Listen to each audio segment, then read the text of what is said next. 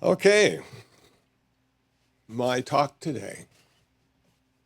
I was born to Lutheran parents, and they were happy because there was another Lutheran in the world.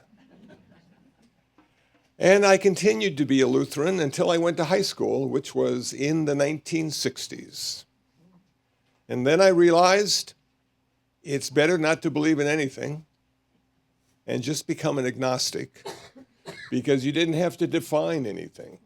You could just say agnostic and nobody knew what the heck you were talking about. And then, as time went on, I was soon to become 30. And I realized that people over 30 died quickly. And I needed a religion now so I could die well. So I bought a book by Houston Smith, World Religions. At that time, it was called The Religions of Man. He was wise in changing the title. And I read the whole book, and the chapter on Buddhism made the most sense. Sort of secular humanism, okay to be a guy.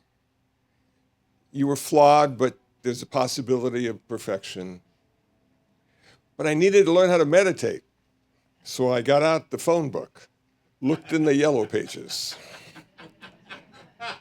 and I found a meditation center in the yellow pages where I now live, International Buddhist Meditation Center. They said, free instruction. Wednesday night, come and we'll teach you how to meditate. So on a Wednesday night, I went to the International Buddhist Meditation Center. That night, it was raining and it was cold, and they never turned on the heat. Don't know what was wrong with them. And they told us to sit on a little cushion, and the teacher, Shinzen Young, would be coming down the stairway after the meditation to give a Dharma talk. Now, I didn't know what Dharma was, but I was there, so I thought, well, I might as well listen to him talk about Buddhism or whatever.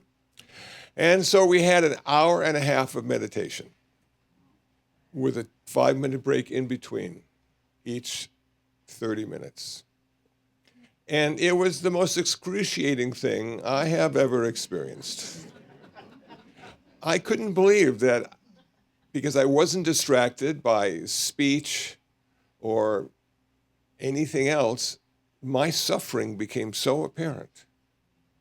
You know, my mind was agitated, my back hurt, it was cold, my knees were suffering, my ankles felt uncomfortable. And I'm thinking, why the heck would anybody ever do this? What possible good could come from suffering for an hour and a half? And Shinzen made it clear during his talk that Buddhism is only about two things: why we suffer and how to end our suffering. Now I know why I suffered, and I was eager to hear how to end that suffering. So Shinzen gave a talk. Now Shinzen was this American guy who had been going to UCLA, and he was studying Japanese culture and language, and decided to go to Japan for sort of like advanced studies. And while he was in Japan, he became ordained as a Shingon monk. And when he came back to the United States, he was given a room at the meditation center. And he was teaching and eventually became the vice abbot, the second guy in charge. And so when I met him, I thought to myself, this is interesting, because this is an American guy who had converted to Buddhism and actually got ordained. And his first language was English, and mine was too. So I thought I could probably understand what he was talking about, but I didn't. Because he was so esoteric, it was so poetic the way he would describe things. He'd point at the wall and say, you know, that wall is transparent. You can see right through it. And I'm looking at the wall, and it didn't look transparent to me. And what he was saying ultimately was, it's just a concept. Wall is a concept.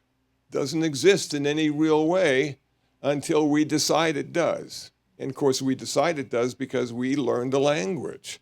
And the language helps us intellectually understand something that doesn't exist in the way it's being presented. So I thought, wow, this is going to be heavy stuff. I'm going to have to look through the wall. But he inspired me because I wanted to see the world he did. I didn't necessarily at that point want to be a Buddhist, but I wanted to see the world differently.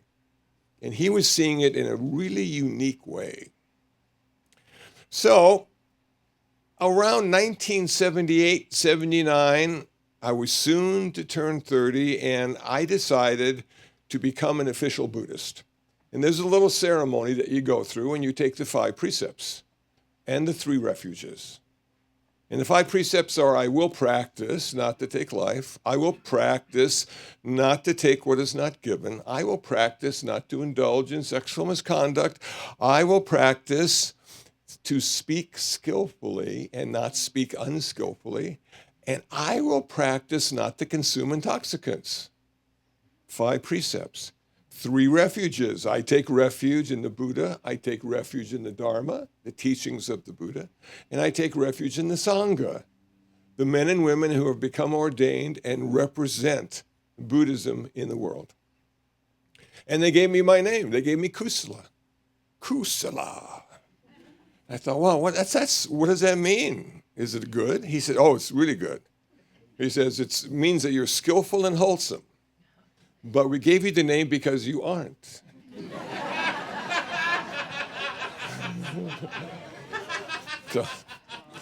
So every time somebody says your name, it's to remind you what direction you need to go in.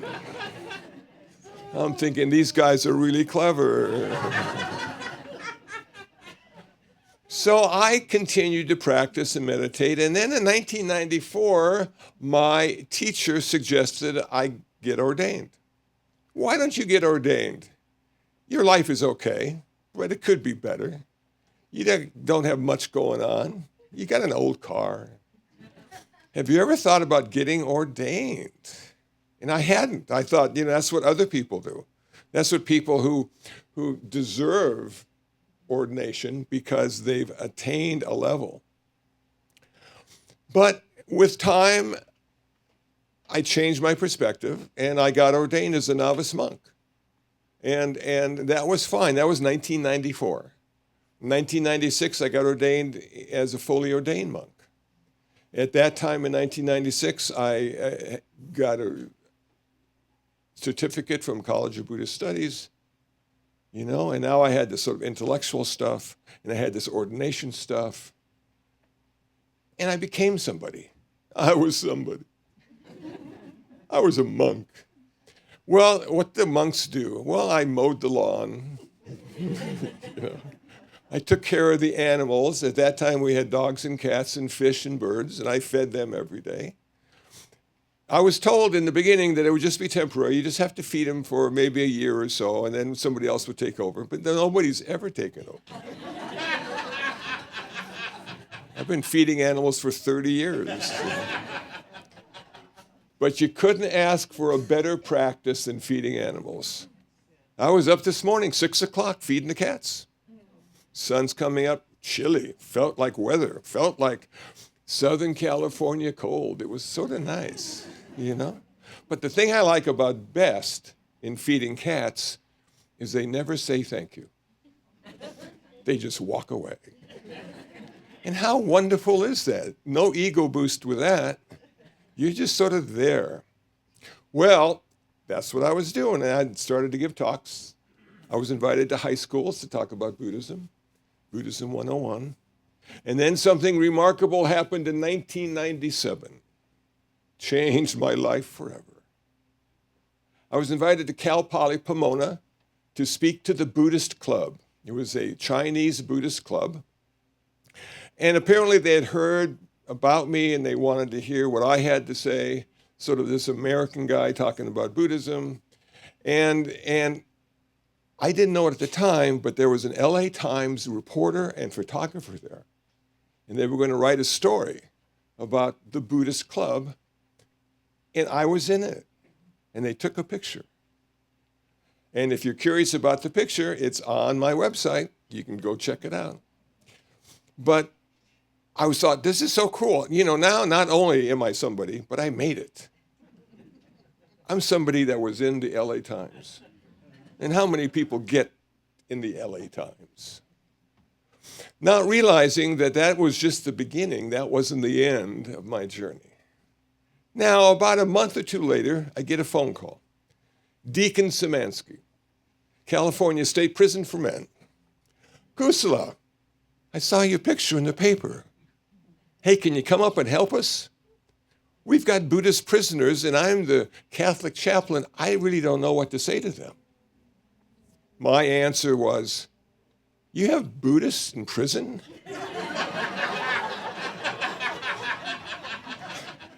How could that be? Aren't they practicing the 5 precepts? So I went up and met the guys. They have a chapel in the compound, and they all seemed like really nice guys. I couldn't figure out how they got there until I found out some of the backstories, and then I was glad they were there. So for a year, I went to California State Prison for Men, and I learned a lot.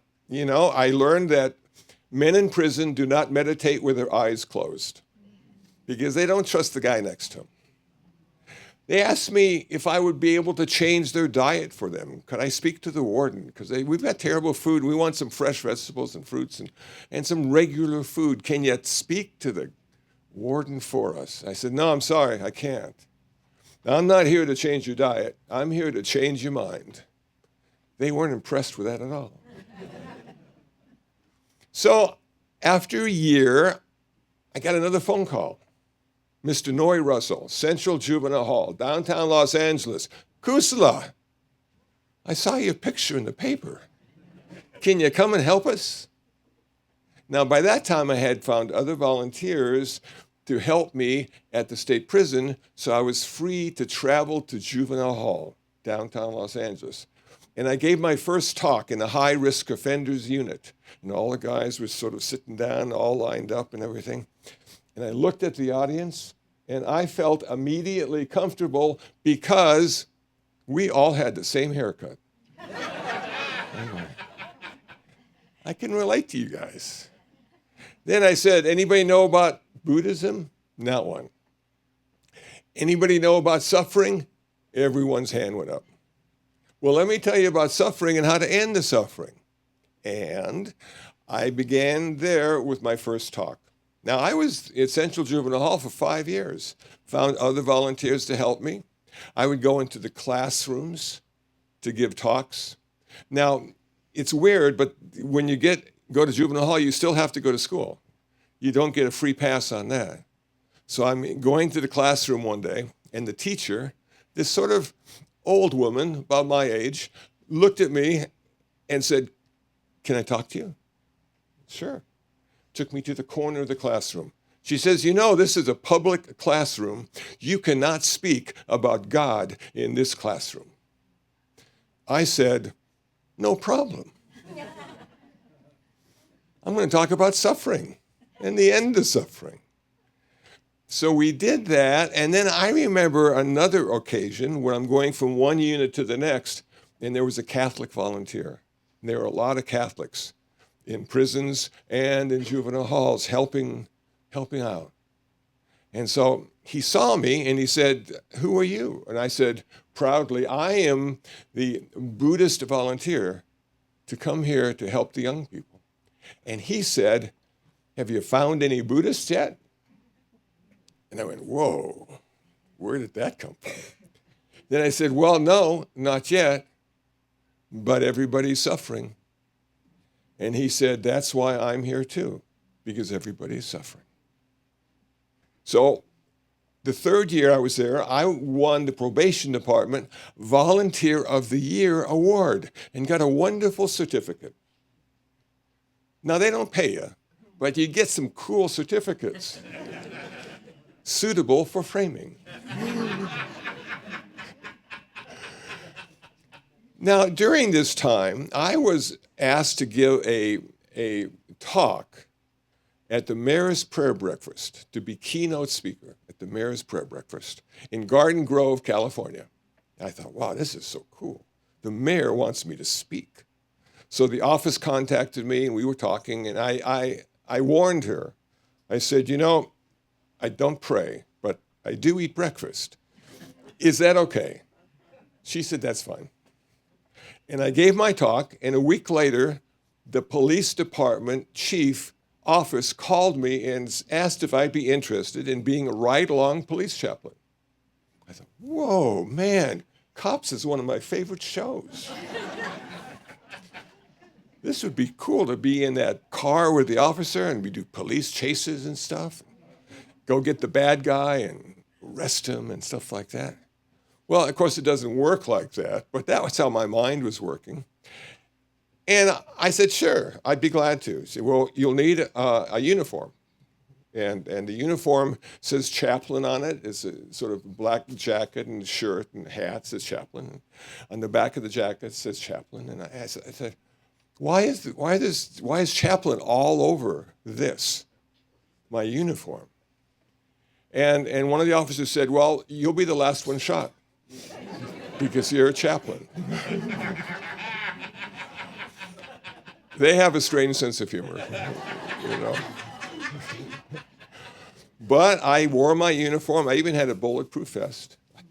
Put that on underneath, and we did the ride-alongs. And my job was just to sort of be the heart of the police car. So if something was happening and the officer needed to talk to somebody about something, I was there to talk to all the other people who were trying to figure out what the heck just happened. And my job was to sort of maybe not soothe them, but give them some perspective and give them some reference points about life. And of course, all I knew about life was suffering and the end of suffering, and it was just perfect situation for me. So I learned a lot. These men and women who put on that uniform every day and go out into the world, man, they don't know if they're coming back. And we never get to talk to good people when you're a police officer. You're always talking to people who have problems or situations that are problematic. And that's your whole reality at work. And now you got to go home and talk to your wife and have a good attitude and all of that good stuff. And I can remember I would ride along with the police officer. Now, they didn't know I was going to be with them. They just knew somebody was going to be riding along today. Garden Grove, they don't have a partner. They just ride along alone. And so I thought to myself, what are we going to talk about? I'm there 12 hours in the car with them. Never met him before. What are we going to talk about? A lot of times we talked about the new drapes they just got at the house. It was just regular stuff. They're human beings. It's just like, okay. So we talked about a lot of different things. And lunch break, we would go to certain places, and they never sat with their back to the door. Always back to the wall, looking at the door. So there's all these little things that they do that I became aware of, and it's because of survival. They want to make it home that night, and they've learned how to do that. So I was there 7 years, and one of the things I found about volunteering is, when do you leave? When do you quit? When is it time to go? How do you ascertain that? And there's no set way to know. It's just sort of a feeling that you have that maybe 7 years is long enough. It could have been longer, but 7 years was good. Now, during that time, Reverend Piyananda from the Dharma Vijaya Buddhist Vihara, easy for me to say, asked me if I'd be interested in being a Buddhist chaplain at UCLA for the University Religious Conference. And I thought, wow, that sounds so cool. Hanging out with people that are smarter than I am. Yeah, I'll do it. Now, I was there 12 years. And I was there a long time. And again, I learned a lot. And of course, with the students, they come and go. You know, it's sort of like the prison. Well, maybe not the prison. Sort of like the juvenile hall. Well, they come and go. So you would meet the other chaplains and you would, share notes and talk about things that are happening on campus. And then the UCLA Medical Center found out I was there. and said, Kusula, would you be willing to come to talk to the medical center chaplains on Buddhist patient care and end-of-life issues? How do you die as a Buddhist? How do you live as a Buddhist? And what I came to understand with that was when you go to church, they usually don't tell you how to die. Their emphasis is on how to live well, how to be fulfilled, how to be good in all situations. Now, I was at the Pacific Unitarian Universalist UU Church just a couple months ago in Palos Verdes and gave a talk. And you know what they have every couple months? They have a meeting. It's called the Death Cafe. And they get together that day, and all they do is talk about death. I'm thinking, whoa, that is so powerful. Because we all have death in our life. If you're our age, my age, parents, grandparents, gone. If you have pets, cats and dogs, you're lucky to get 12 years. Gone. Everything's dying all the time. And all we focus on is what's living, which of course is the best way to do it because we could be of service to those who are living. Not much we can do for those who are passed away. So I thought to myself, yeah, I'm going to emphasize the death and dying in Buddhism to help these chaplains when they get a Buddhist patient. Because the Buddhists have rites and rituals during their death process and after their death that the family do. And so, what an experience. 12 years, learned a lot, happy I did that. And then Rebecca Wilson. She was in between jobs a few years ago, a decade ago. She moved in to IBMC. We have rooms for rent. We have 5 old houses, most of them built in the 1910s and 15s, craftsman style. And we rent out rooms at the meditation center, and that helps us stay alive, because there's property tax and there's maintenance and all that. So they're doing that, and I started to realize why we have so many pets at the meditation center is because when they die, we hope they'll be reborn as a human being, move into the meditation center, and pay rent. So I have to see how that goes. So Rebecca moved in, and she was doing meditation, and I have a Dharma talk, and she'd come to the Dharma talk, and she said, Kusula, she said, I've never met a monk who's done so much community service as you have. We should write a book about your community service, about instead of being Buddhism, doing Buddhism. Whoa. So we started, and then she got a job. She was Robert Thurman, digitizing information in New York at his Buddhist center. And then she got another job working for TED Talks. She was a producer. And so this book idea that she had was a good one. But she had to work. She had to find employment. And so we'd start, she'd take notes, we'd stop, she'd start, take notes. 9 years we worked on this book. You won't realize it when you read the book, but it was 9 years. And one day in the mail, I got the book, advance copy. And she called me up. Are you surprised? Are you surprised? I said, yeah. How did we get a book? I know we were working on it, but that was a decade. Well, I finally found time to get it finished. And I read the book, and I thought, this is perfect.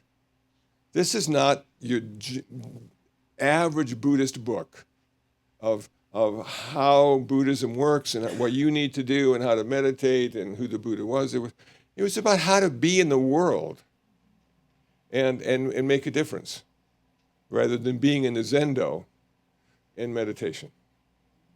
And I had never thought of myself as a volunteer or someone who wanted to make a difference in the world because I didn't have much to offer. And then I became somebody. I became a monk. And people thought, well, he's a monk, he must have something to offer. Well, in Zen Buddhism, we offer nothing. That's our spiel. So I got good at doing that.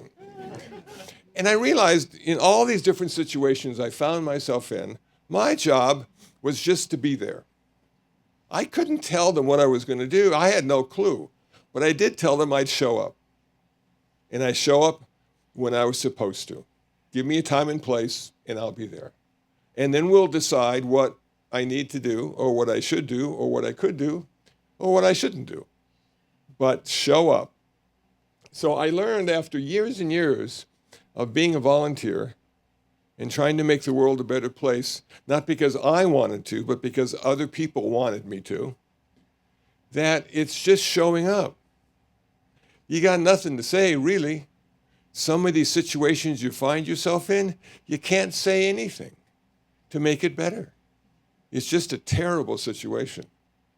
So your job is to listen, to be an open heart, to feel the pain, to feel the suffering, and not let it affect you in the way it's affecting them. And that's where Buddhist practice comes in. Buddhist practice allows you to go into a variety of situations and not take it home with you, not drive you crazy, not send you to another country because you can't stand yourself anymore because all that stuff is inside you and it's boiling. You have to learn how to let go. Buddhism is all about letting go. Now at 76, I have to let go of life pretty soon. Don't know when, don't know how long, don't know what will happen, but it's the whole process of letting go. Every day is the first day. You have never had a day like today, ever. And tomorrow, it'll be the same thing. You will never have had a day like that. It's always the first day. This is exciting. This is the place we are. That sensation that you felt in that little meditation we did, that's your home. That's where you live all the time. So when it comes to worrying about death or life or money or no money, come to that present moment, feel the present moment, feel the sensation, and all of a sudden, you're just sort of there. Because fear comes out of the unknown. Anger sometimes comes from the past. But what happens in this present moment is special. And Ram Dass talked about it all the time. Be here now. Ram Dass just made a whole bunch of money off be here now. And that's where we always are. It's the best place we could possibly be. Best place. Now, you might wonder, well, do Buddhists go to hell when they die? Buddhists go to heaven when they die? We do. We have so many places to go. It's just not one place. So we have something called the 6 realms of existence. The first realm of existence is the heaven realm. Really good, really cool, probably a lot like your heaven realms, except our heaven realm is temporary. We have to leave. Now, we could be there a few thousand lifetimes until it's time to go, but we always have to leave because everything in Buddhism is impermanent. Second heaven realm is not quite as good because there's desire and craving and attachment connected to that heaven realm. So you're never ultimately satisfied. It could always be just a little better. The third realm of existence is the human realm. Now, you may not be Buddhist, but you made it to the human realm, and how cool is that? And in the human realm, not only do we have a variety of religions, we have the Dharma, the teachings of the Buddha. You can't follow the teachings of the Buddha in heaven because everything is perfect or close to perfect. There's no reason to change anything. But here, it's never perfect and it's never ultimately terrible. It's just bad and good. So it keeps us working, keeps us engaged in the present moment. Now, the first hell realm is the animal realm. You may not think that's the case. If you have pets, that's not a hell realm for them. But there are a lot of pets who don't have you. And oftentimes the animal realm is described as always wanting to eat, always wanting to sleep, always wanting sex, and never being totally clear with clarity, always a bit confused. Now, that reminded me when I was a teenager in high school. That was like the first hell realm. I already was there. Now, the next hell realm is the hungry ghost realm. These giant creatures, 12, 15 feet tall, a little pinhole for a mouth. And no matter how hard they try to stuff food through their mouth, they're always hungry. It's just terrible. They're always looking for food. Sort of like a Macy's sale, 50% off. And you're just never satisfied because you can't be satisfied. And then we have the ultimate hell realm. The ultimate hell realm is when you materialize there looking sort of like you look. Everything seems fine. Walking through the forest. All of a sudden, the leaves on the tree turns into razor blades, falls, cuts you in a million pieces, you die in a horrible way, and then right on the spot, you're reborn again so you can die again, and blah, blah, blah, blah, blah, blah. Thankfully, it's not forever. You get to leave soon once your karma is purified. So you may wonder, do Buddhists have a soul? We don't, according to Buddhism. I was born in Iowa. Everybody in Iowa had a soul. How could I not have a soul, I said to myself. Well, the Buddha said, we have nothing that stands independent. Everything is interconnected and interdependent. So a soul would seem to be independent from you because it has to leave and go into the next lifetime if you're a Hindu, or go to heaven if you're a Christian. And there's no soul, but what we've changed now, because this is 2026, we've come a long way. So we never talk about not having a soul like I just did. We talk about not having a self. And people go, no self? That's almost as bad as no soul. Yes, self is just a process, mind and body process that materializes. But it doesn't exist in any real way. It's just sort of a combination of things, always changing. There's no independent self and there's no permanent self. It's just a process that keeps changing. And you can look at your life and realize, yeah, every day is the first day. Every day is different. Decades. I was this in one decade. I was this in another decade. Yeah, wow. But we had to go further because people wouldn't believe that there was no self. And if they did, it would just ruin their life.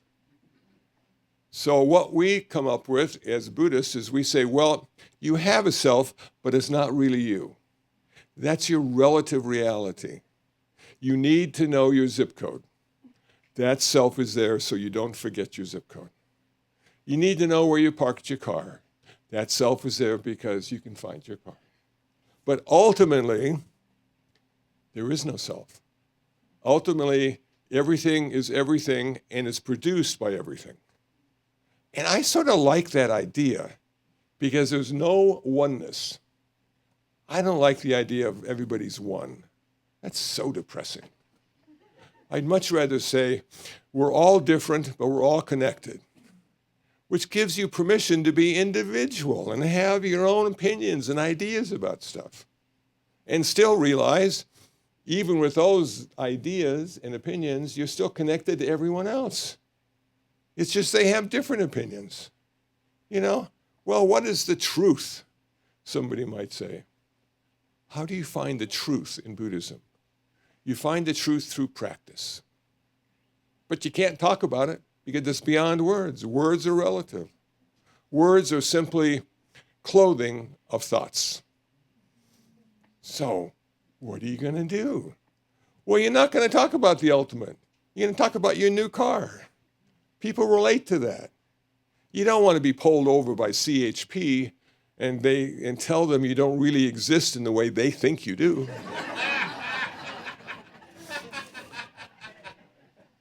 That's not going to work. So you have to be somebody.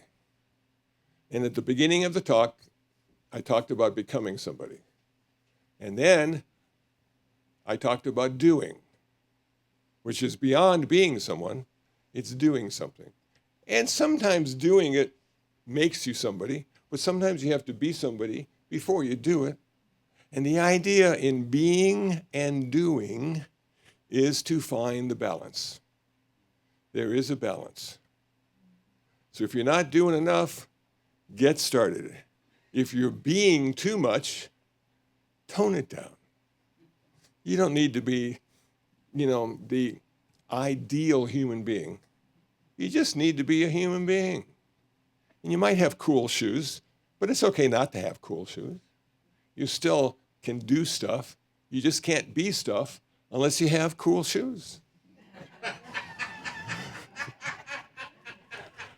So I am going to stop there, but I want to thank you all for spending some time with me today. And I hope what I had to say made sense and maybe give you a couple ideas of what you could do in this world. And I know the UUs do a lot, and that is so cool. Thank you. Have a wonderful day.